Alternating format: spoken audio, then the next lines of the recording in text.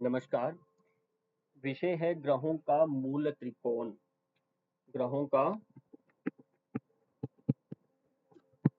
मूल त्रिकोण क्या क्या है उसको हम जानेंगे और ऐसा हम चार्ट से समझेंगे। जो भी हमारे ग्रह हैं, 7 जो प्रमुख हमारे ग्रह हैं, उनमें से पहला सूर्य है, दूसरा चंद्रमा है, फिर मंगल ग्रह है, बुध है, गुरु है, शुक्र और शनि। ये 7 जो ग्रह हैं, इनके अपने अपने मूल त्रिकोण होते हैं। मूल त्रिकोण सूर्य का जो मूल त्रिकोण है, सूर्य सिंह राशि में अपने मूल त्रिकोण में होता है। अब हालांकि सूर्य की राशि भी सिंह है, तो आपको याद रखना है। चंद्रमा वृष राशि में मूल त्रिकोण में होता है और वृष राशि में उच्च का भी होता है और साथ में मूल त्रिकोण भी होता है। दोनों बातें हैं। और इतना ही नहीं है, चंद्रमा की अपनी राशि तो कर्क है, पर आप उससे अब कंफ्यूज नहीं होना कि सूर्य का सिंह राशि कैसे बना, है ना। सूर्य का अपना है, चंद्रमा का कर्क होना चाहिए। इसीलिए मैं कह रहा हूँ मूल त्रिकोण का परिभाषाएं अलग है, इसको आप समझ लेंगे भी। मंगल जो है, ये मेष राशि इसका मूल त्रिकोण है। बुध की कन्या है, गुरु का धनु है और शुक्र का यहाँ पर तुला है और शनि का कुंभ है। अब मूल त्रिकोण के अंदर भी अंश है, यानी कितने अंश में यदि होगा, सूर्य सिंह में है और इतने अंश में यदि है, तो और ज्यादा मूल त्रिकोण में और पावरफुल होगा। यानी इसमें 0 डिग्री से लेकर के 20 डिग्री तक, डिग्री का मतलब अंश, यानी प्रारंभ से 20 अंश तक यदि सूर्य सिंह राशि में है, तो वो अपने ही मूल त्रिकोण में कहलाएगा। और यदि अब आगे से 21 अंश से लेकर के 30 अंश डिग्री तक मान लीजिए दी है, तो उसे हम स्वगृहीय बोलते हैं। स्वघर में, अपने ही घर में है, इसको स्वगृहीय बोला। याद रखना ये, इसलिए जो जो अब डिग्री मैं बता रहा हूं इसको भी याद करेंगे। वृष राशि में अब 4 डिग्री, एक राशि में कितनी डिग्री होती है? 30, 30 अंश होते हैं। तो अब यहाँ पर ध्यान देना, 4 अंश से लेकर के 30 अंश तक चंद्रमा। अब बचा हुआ कितना है? 0 से लेकर के 3 अंश तक चंद्रमा अपने स्वगृह में कहलाएगा। ऐसे ही मेष, मेष को ध्यान देना है, ये 0 डिग्री से लेकर के 12 डिग्री तक ये, और 13 डिग्री से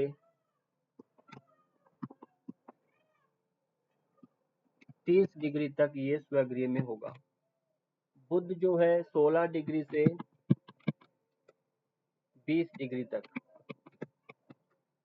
और 21 डिग्री से आगे का आप सेम वैसे जोड़ लेना है, जो शेष बचता है वो आगे का है।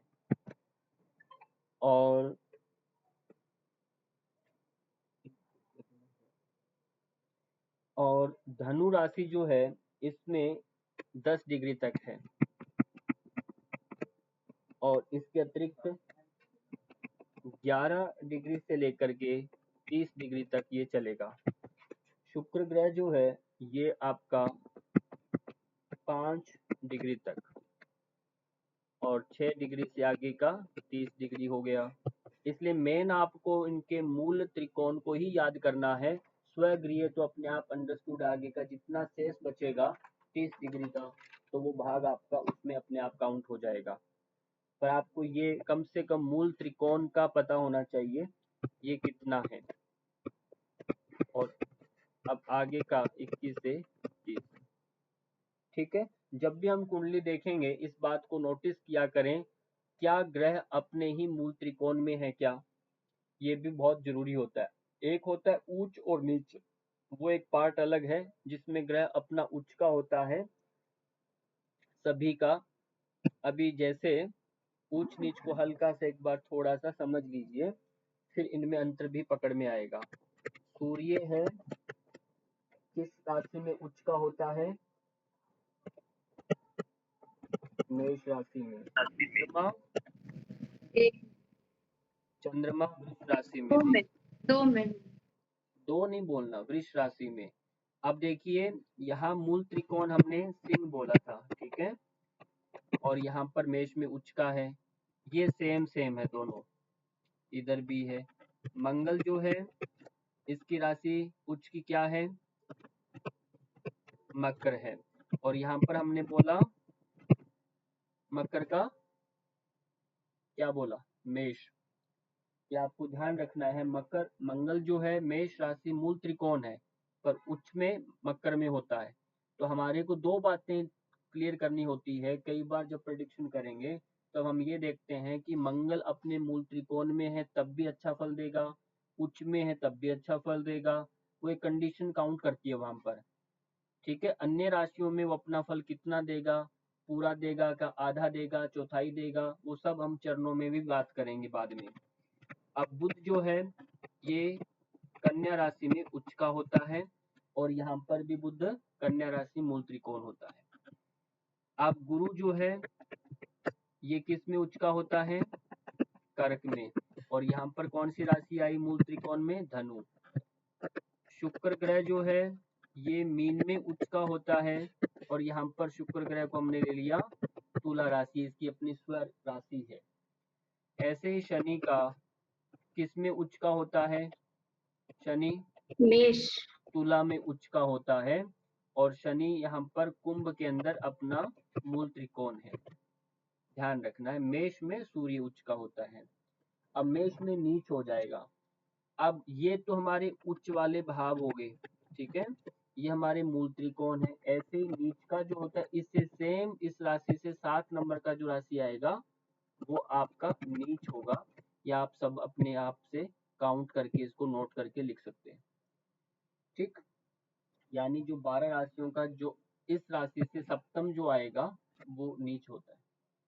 अब इनके अपने अपने अंश होते हैं, उससे विपरीत में उल्टा वो उसी में परम नीच हो जाता है, परम उच्च जैसे होता है। तो मान लीजिए अभी यहाँ पर मेष जो है ये आपका किस में उच्च का हो रहा है, कितने अंश हैं इसके? तो ये 10 डिग्री में आपका उच्च का होता है, परम उच्च कहलाएगा। और 3 डिग्री के अंदर चंद्रमा परम उच्च का कहलाता है।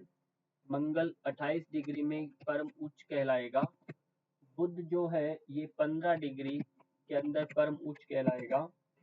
और गुरु जो है 5 डिग्री में, शुक्र ग्रह 27 डिग्री में, और शनि जो है 20 डिग्री में।